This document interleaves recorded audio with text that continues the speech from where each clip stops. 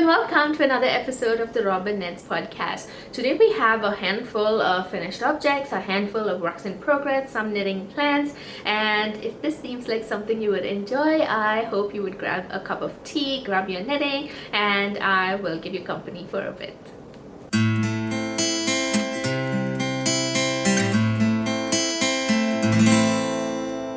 Now, it has been a while since my last podcast episode. The summer just got away from us. We've been traveling a lot. We've been having a lot of sleepovers, a lot of things happening at church, and work has been busy as well. I could go on, but it has been a fun summer. But it meant I've had less time for knitting itself, and so the speed at which I knit or how much I could get done in a particular period of time, at least in terms of meeting my goals, my knitting plans, have all been on hold. And I also had very little time to actually sit down, film a podcast and edit it, and so I've been putting it away. Today seemed like a good day and I thought I'll get it done before things get busy again. Now, if you hear some congestion in my voice, it's because I'm coming off a bout of flu and cough, and I hope it does not affect the quality of the video or things I have to say, because I do have a lot to say, and I hope that does not affect how you enjoy the video. So please forgive me if that comes across, if my nasal voice comes across. We'll start with the finished objects. I have 4 finished objects, out of which I have only 2 with me, and I will explain a little more as we go. So I'll start with the first one, the one I'm really excited about, and it is the Forever Rib Dress by Ann-Kathryn Stoll. Now, I wanted to postpone putting anything on Instagram, but then the dress was being released. I wanted to support the designer as a test knitter, to have pictures that she could share and show what the dress looked like on different types of people, and so I decided to go ahead and make a short reel for Instagram. I will post the reel here so you can see the progress of the dress, but I just want to talk a little bit about the whole process of test knitting. Now, this was done on Instagram chat. The pattern was sent on email, but whatever changes we wanted to make or things we wanted to discuss, we did it on Instagram, and it was fun. Everyone was really supportive. We were sharing pictures of our swatches, and I ended up sharing a picture of mine. I'll see if I can put a picture over here. That's when I realized that I have been knitting the wrong way, or at least I've been twisting all my knits. And so when it comes to a ribbed dress, it makes elasticity really low. You don't get too much elasticity, and with the ribbed dress, that's the whole thing. Something that's more fitting, you need very good elasticity so it wraps around your body the right way and gives you a flattering look. And so when people started talking about my swatch, I was like, wait, what? Some people have been telling me on Instagram. There was just one comment on Instagram where someone was like, I think you've been doing your stitches wrong, something looks wrong, but that person wasn't able to say what I've been doing wrong with my stitches. And so when people on the chat explained, I went back, looked at videos of continental knitting, because I do continental knitting, and I knit in the continental style. And when I looked at the videos, I realized I've been wrapping the yarn wrong. Instead of wrapping the yarn under the needle, I've been wrapping it over, and so it has been causing a twist in all my knitting. Funnily enough, even the purl that I've been doing has been the same way. I've been wrapping the yarn wrong, and so it never felt like it was wrong, because even if I was knitting flat, my knit and purls looked alike. Anywho, I figured that out, and so I was happy to redo another swatch. I was very happy people could help me with that, and it felt like I was relearning knitting again. This is almost after a year of been knitting. I went on to cast my dress. This is what my dress looks like. I do see one thread hanging out, so please forgive me if that pops out now and then. The pattern was very simple. As we were giving suggestions on the chat, Ann-Kathryn was making changes and sending out newer versions. You would think there would be 100 versions based on what I've been telling, but there were just 4 versions, and the 4th one was perfect. This pattern comes in 3 different sizes. There is a top version which hits at about your hip length. You can of course modify the length of the top based on how long you want it, but the hip length seemed to be perfect. The next one was a short dress, and the last one was a midi dress, which is pretty long. Now I had signed up for the midi dress, but I ended up somewhere between the short and the midi. I'll explain that in a bit.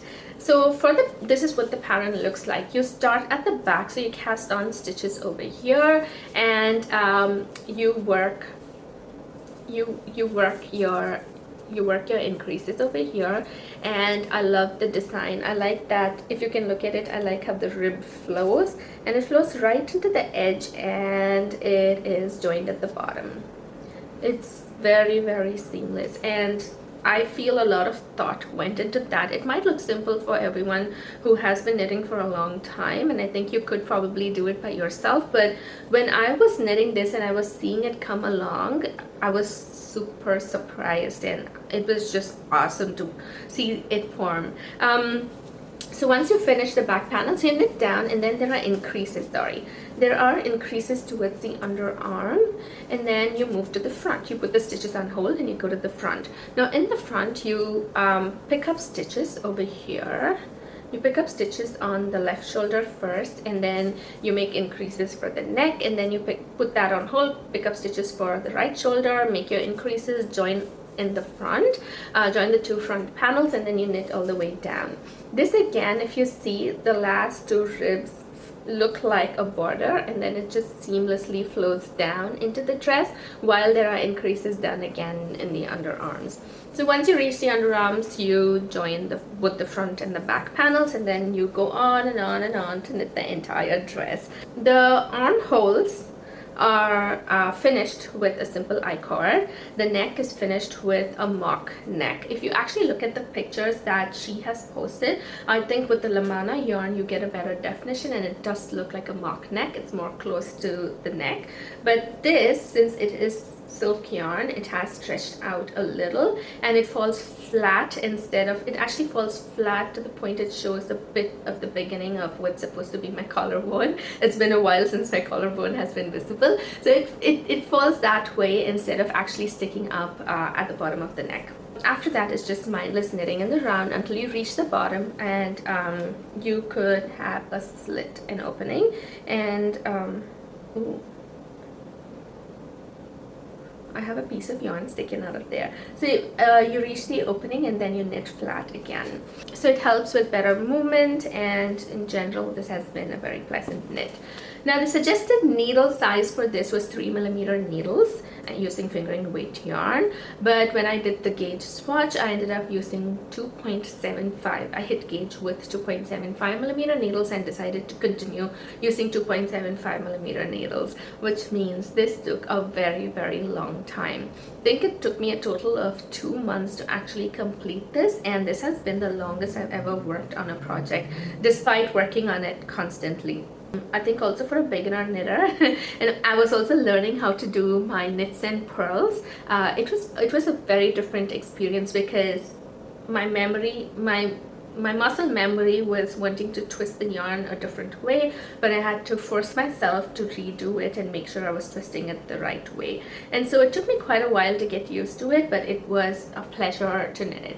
Now the yarn I used is Pearl Soho's Cattail Silk, and it is in the colorway Fallen Leaves. Now if you look outside with fall coming, the leaves changing color, you would see this quite a lot, and this is such a beautiful color. I feel for my complexion, maybe this washes me out a little, but I would still use it. I would still use the color. I definitely love the color. I think this is one of my favorite colors. This yarn, if you actually look at it, it has some specks of deep red, and then it also has some specks of yellow, and it kind of balances off, and it has a lot of specks of white, and it kind of balances off how the color looks in general, but it is a beautiful color. This is 100% silk, but it does not behave like the silk that I've been used to. I think this is very close to the Knitting for Olive 100% silk, and it's more coarse. The feel when you wear it, it's amazing, but when you knit it, it feels like paper.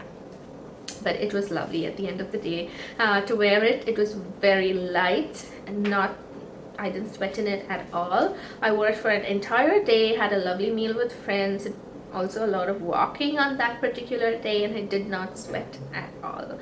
So you can imagine what a nice yarn that was. I forgot to mention the size of the dress I knit. I knit size 4. I was concerned about how it would fit because I usually wear more drapier, loose-fitting clothes, and anything that's close-fitting to the body has made me hesitate, and so I was worried about if I should go up to size 5.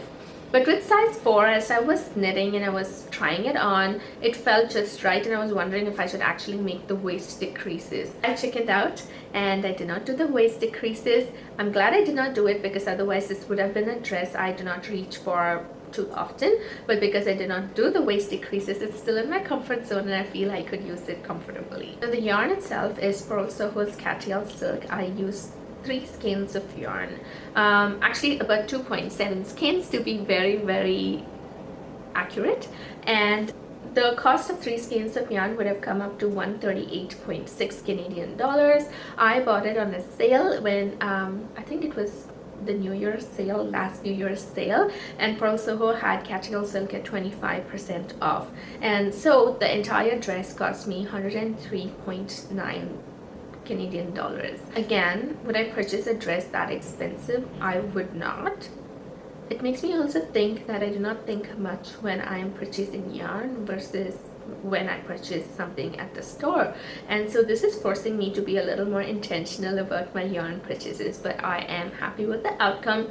I'm very excited to wear the dress more often. I am gonna wear it all through fall. I could just layer things over and feel comfortable based on the weather, but this is going to be something that's going to be a part of my wardrobe well into fall. The next finished object I have is the Tolsta Tank. Again, this has been sitting folded in my wardrobe, and so you would see the creases. This is marled. Tolsta Tank has been something I've been looking forward to knitting even before it came out. The first time Rebecca Clow posted a picture of it, I think it was sometime last year, but she posted a picture of it and I knew I am going to knit this. Which reminds me, what I'm wearing is also a Tolsta Tank. I forgot to mention what I'm wearing. This is the Tolsta Tank by Rebecca Clow. This is the vest version. Now for this, I made a modification. I made the back to be the vest version and I made the front to be a camisole version. Now this, I took inspiration from Nora, also known as Nora Knits. I enjoyed how it turned out. For the finishings, though, I know the camisole has a raw finish, so for the finishing I actually went in and did a single crochet edge and it seemed okay. It gave a little like a lace texture, but then it feels absolutely right when I wear it.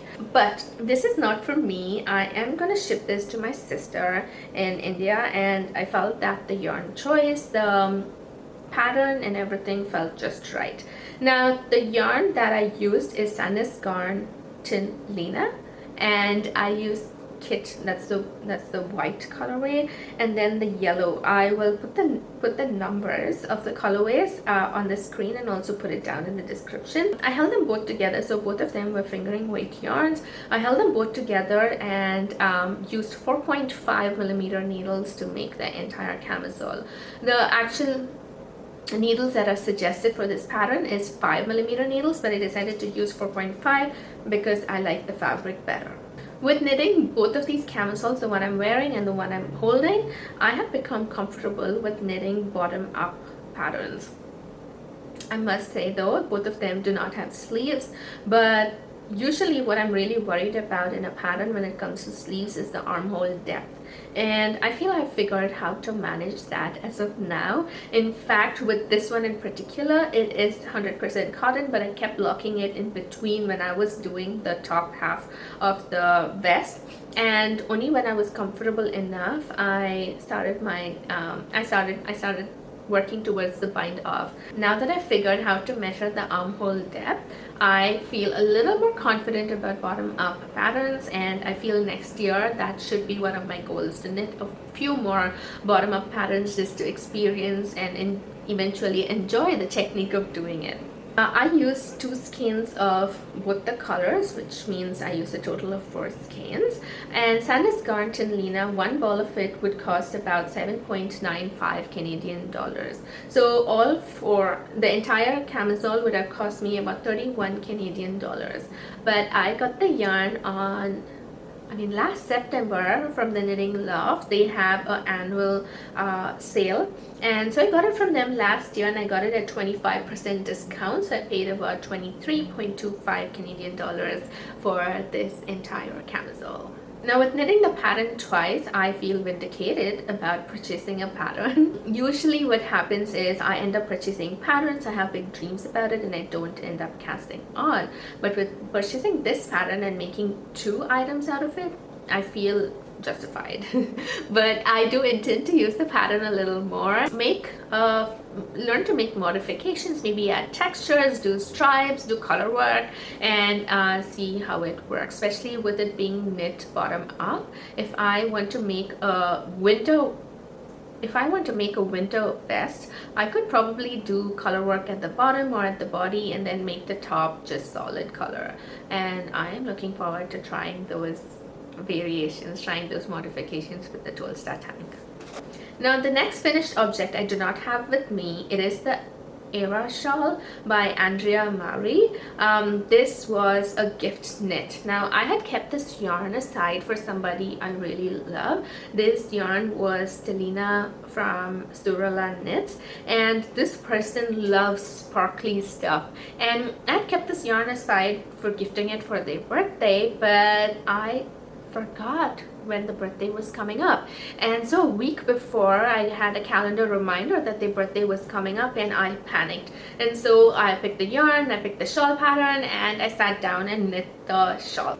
We were traveling when I was knitting this particular pattern, and towards the end of the pattern there is a lace design, which is the highlight of the Ara Shawl, but I did not have the design with me. I had it on my Google Drive and I was trying to pull it up on my phone, but this was a drive from Sudbury back to Toronto, and we were at a stretch where we did not have any internet or phone signals. There was a breakdown of a vehicle, and we were there for about 45 minutes maybe, and I wanted to finish this before I lost daylight. Now, this was on a Friday. This person's birthday was on a Saturday, and I was meeting them on Sunday, and I wanted to make sure I was finished with the shawl, and I blocked it and had give it enough time for it to dry, and I could give it to the person on Sunday. And so I was intent on finishing it before we lost daylight, and I decided to go ahead and make up my own pattern. The border is not what was in the pattern. I just made it up and did it, but it seemed okay.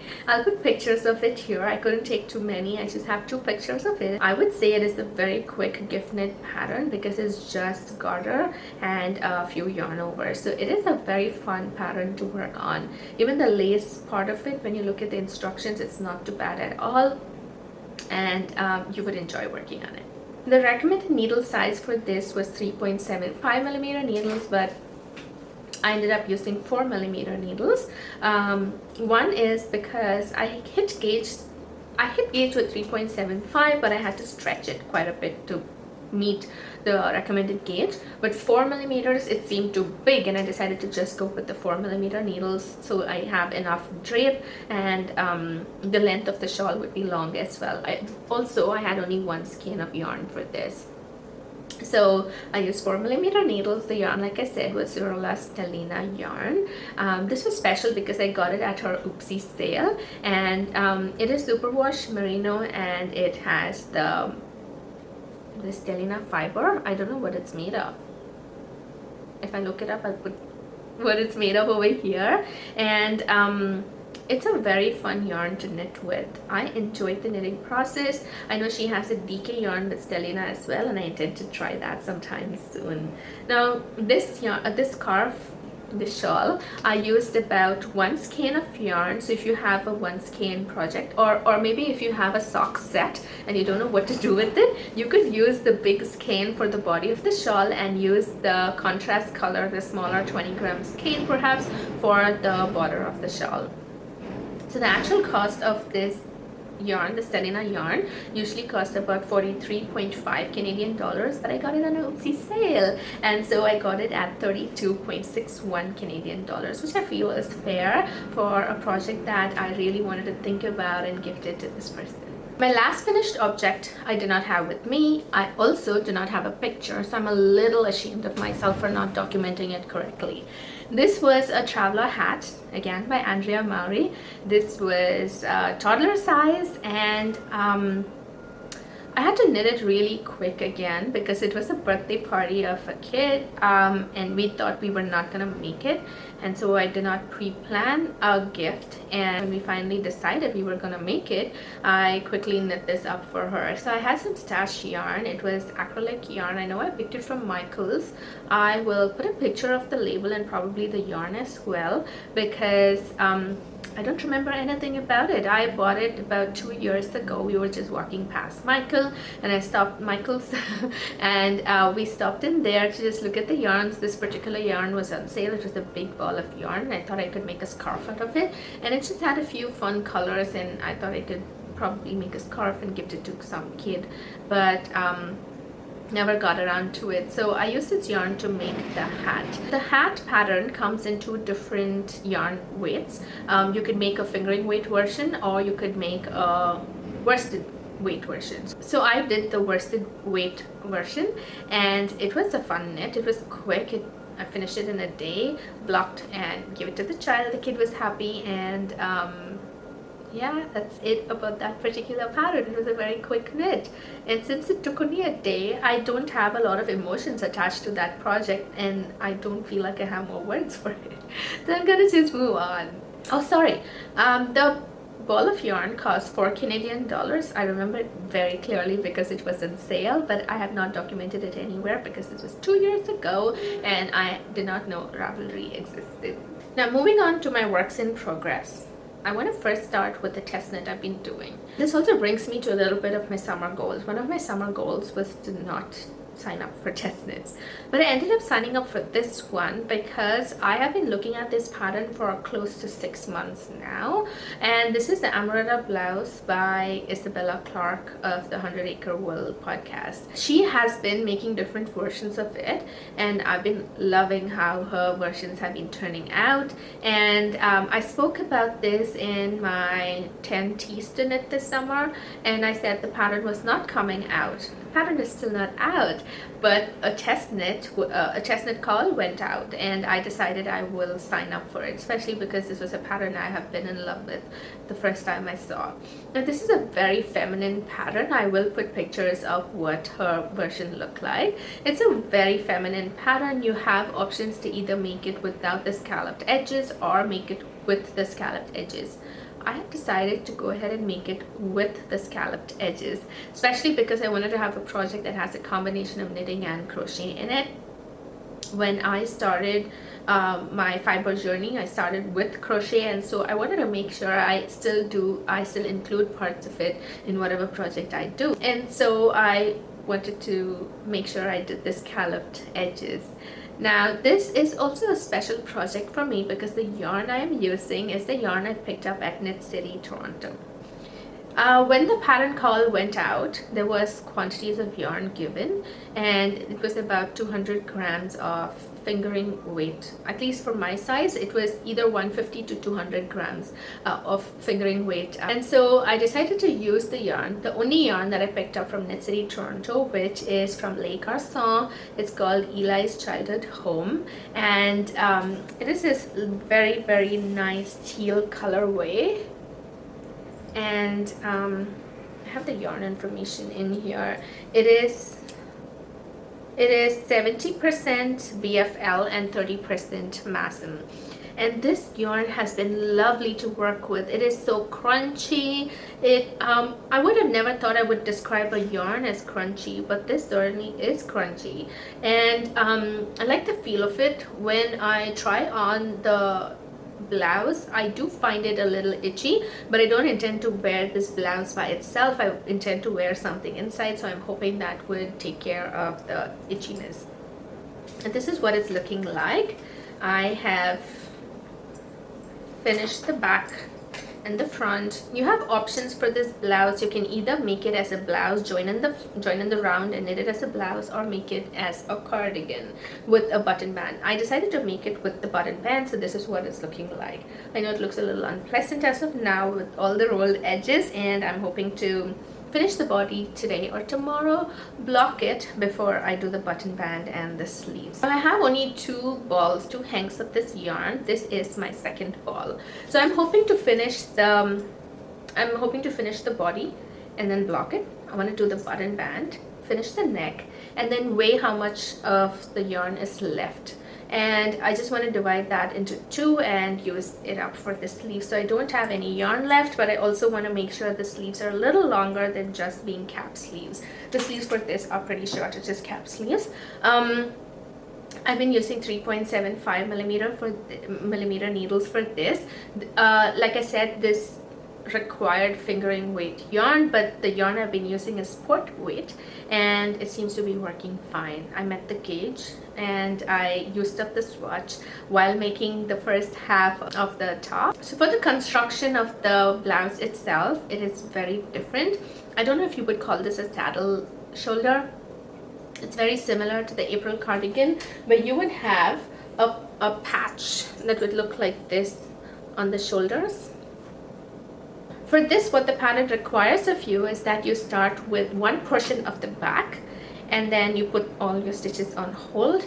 You knit the other portion of the back and then you connect them both with some cast on stitches, and then you continue knitting. So for some time you are doing only the sleeve increases, and then you go on to do the sleeve and front increases, and then you do the back sleeve and front increases to give extra space for the chest portion. And this has been a very nice knit as well. For me, anything that's divided into parts gives me more incentive to finish. To finish the first part, you're ready to move on to the second, then the third, and eventually the end of the pattern itself. So I have been enjoying this knit more than I thought I would. With the neck depth, I feel the neck depth is way too much, which is why I was also saying I wouldn't wear it by itself. I would wear something inside to make sure I have some kind of a coverage and still enjoy the blouse on top of it. And I think I would have more to talk about it once I finish the blouse itself. My next big work in progress is the Kerr Sweater. Now I did, if you remember, when I was talking about my summer knitting plans, I was very confused between the Kerr Sweater and the Saltburn Sweater. I did a swatch. Now this yarn leans more towards sport weight, and so I decided to go with the Kerr Sweater instead of the Saltburn Sweater. And this is what it is looking like as of now. If you ever feel like I have been working on color work for really long, you are wrong. This is my second color work knit, and so you can see it has been so beautiful to knit on this. Now if you look at the back of this, you would realize that there is no yarn that's carried for more than 4 stitches at a time. I know that in the repeat at least 2 times there are instances when you do that, but it's just 2 rounds and nothing more than that. So it has been very wonderful to knit this, very uncomplicated, and I've been making this sweater for my husband Sam. Now he gets a sweater every year for his birthday. If he wants more, he can always ask me, but I always make him one without him asking every year for his birthday. But for the first time, he tried this on and he said he really loves it and he wouldn't mind if I made him more sweaters. And so I am very excited about it. I am looking forward to making more sweaters for him, and I know he will enjoy wearing it. So I think color work is his kind of jam. He loves the idea of wearing something that has color work on it, and I've decided to make more color work sweaters for him. Now this is where we are at with the Kerr Sweater. The needle size that is recommended is 3.75 millimeter needles, and it suggests to use DK weight. Those few testers have used sport weight. When I bought this yarn, I bought it with the intention of using it for this pattern, but I thought this was DQ. Wait, this is Pearl Soho's Good Wool. And when I knit the swatch, or when I made another pattern, and that's when I realized this is sport weight. So when I knit the swatch, I went ahead and knit it with 4mm needles instead of 3.75, and it seemed about right. And so I decided to go ahead and knit the entire sweater in 4mm needles. The color work, I went up a needle size and I did the color work in 4.5mm needles, and then went back to 4mm needles for the rest of the sweater. So I'm at this portion where I finished the entire body. I have tried to weave in my ends, and I need to start with the sleeves. Now I've been putting off the sleeves because when you start the sleeves, you need to do short rows before you will start with the color work again for the sleeves. And it seems a little intimidating for me. Not the short rows itself. I have done short rows and sleeves before. I think I did it for my hepatica sweater. So the short rows are not what's intimidating me, but it's the color work and sleeves, because I'll be using a magic loop. That's always how I've done sleeves, and so I will have to acquaint myself with using magic loops to do color work. Now so far with the sweater, I have been knitting size 6. And the only modification I have made is to make sure the armhole depth is a little longer. So even though I have made size 6, the armhole depth when I'm picking up for sleeves, I may pick up for size 7 because it's quite long. I kept asking Sam to try it on because I did want to get this right. I did not want any tightness in the armhole area, especially because he would be wearing it with a t-shirt inside. That's how he usually styles his sweaters. So I don't know if he would do the same with this, but I wanted him to have that option if he wanted to do that. So that's about the Kerr sweater so far. I'm hoping I would finish it the next time we talk, and I'll be able to give more details about the pattern itself, how the yarn has behaved since then, and see if my thoughts have changed. I have also been working on my sibling sweater. Now, again, if you've been here for a bit, you would know that I wanted to make 3 sibling sweaters for 3 kids in the same family. And so I have been making different colors. The first one is already done. I'll put a quick picture of it over here. This was back when I was still twisting my stitches. And this is what the second one is looking like. I have successfully finished the body.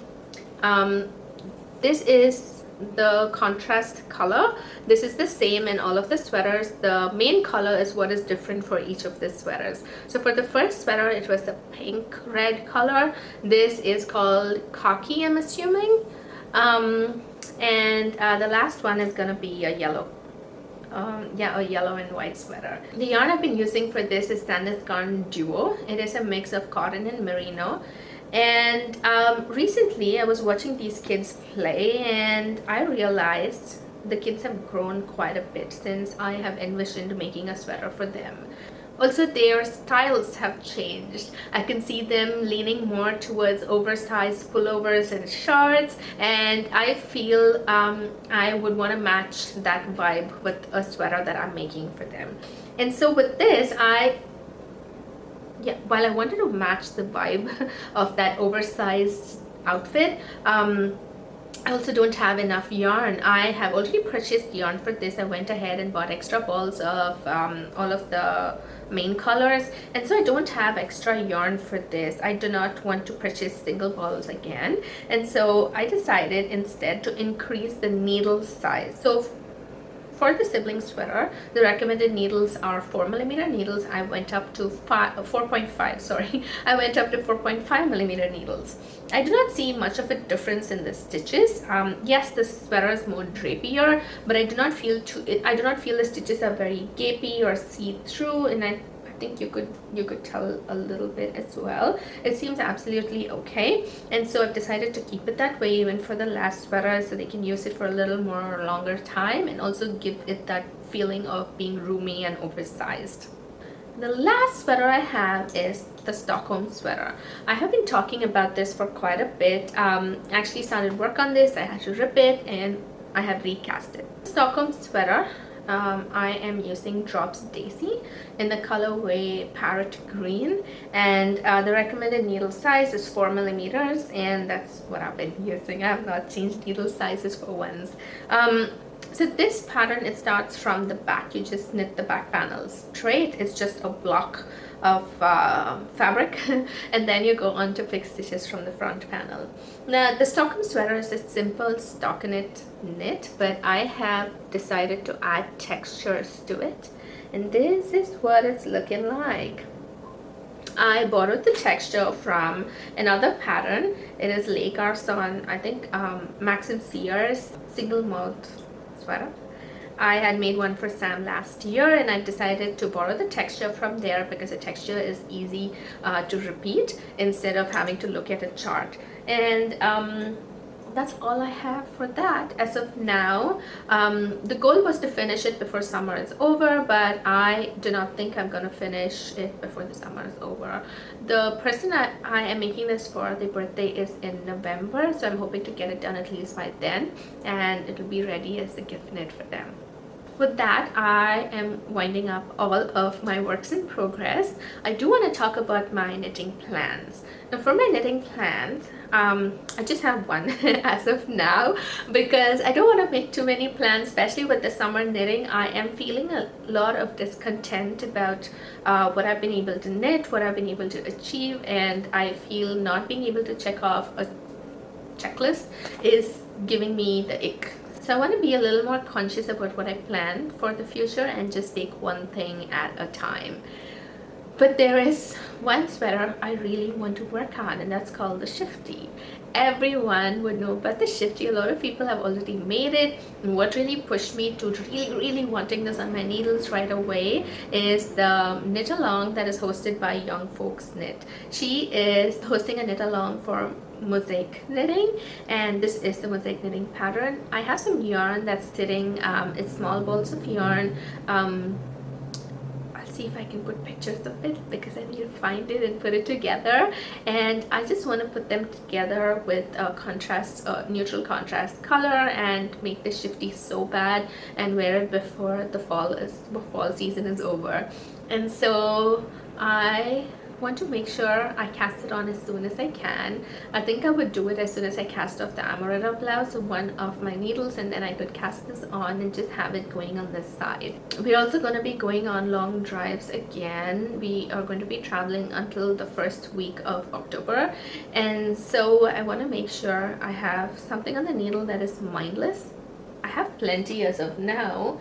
I know I'll have the sleeve of the Kerr Sweater. I could do the Stockholm, and the sleeves of the Sibling Sweater I'll probably do at home because it's 2 balls of yarn and I have to manage it. And so I'll probably rely on taking the Shifty sweater or the Stockholm Sweater on one of those drives. I did also want to talk about acquisitions, but I feel this particular episode has gone long enough, and so I will include the acquisitions for next time. But if you have been listening to me for so long, I really appreciate it. Thank you so much. I feel today's episode was a little scatterbrained. I am a little out of touch, and I also had way too much to talk about, but I'm hoping the next one we would be more organized. I would be more organized and you would enjoy it better. But if you've been here for so long, thank you so much. I enjoyed giving you company. I hope you enjoyed mine. Happy knitting, and stay safe, everybody.